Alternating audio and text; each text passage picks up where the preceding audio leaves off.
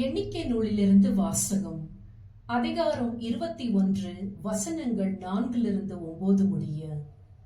ஏதோம் நாட்டை சுற்றி போகும்படி ஓர் என்ற மலையிலிருந்து அவர்கள் செங்கடல் சாலை வழியாக பயணப்பட்டனர். அவ்வழியை முன்னிட்டு மக்கள் பொறுமையிழந்தனர். மக்கள் கடவுளுக்கும் மோசேக்கும் எதிராக பேசினர். இந்த பாலை நிலத்தில் வாழும்படி எங்களை எகிப்திலிருந்து கொண்டு வந்தது ஏன்? இங்கு உணவும் இல்லை, தண்ணீரும் இல்லை. அற்பமான இந்த உணவு எங்களுக்கு வெறுத்து போய்விட்டது என்றனர்.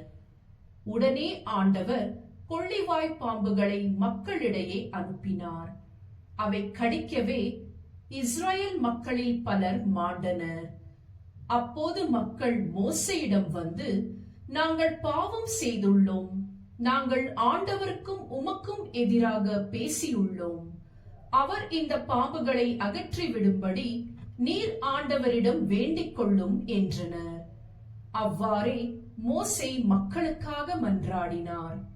அப்போது ஆண்டவர் மோசேயிடம் கொள்ளிவாய் பாம்பொன்றை செய்து அதை ஒரு கம்பத்தில் பொறுத்து, கடிக்கப்பட்டோரில் இதை பார்க்கிற ஒவ்வொருவனும் பிழைப்பான் என்றார். அவ்வாறே மோசே ஒரு வெண்கல பாம்பை செய்து அதை ஒரு கம்பத்தில் பொருத்தினார். பாம்பு கடித்த எந்த ஒரு மனிதனும் இந்த வெண்கல பாம்பை பார்த்து உயிர் பிழைப்பான். இது ஆண்டவர் வழங்கும் அருள்வாக்கு.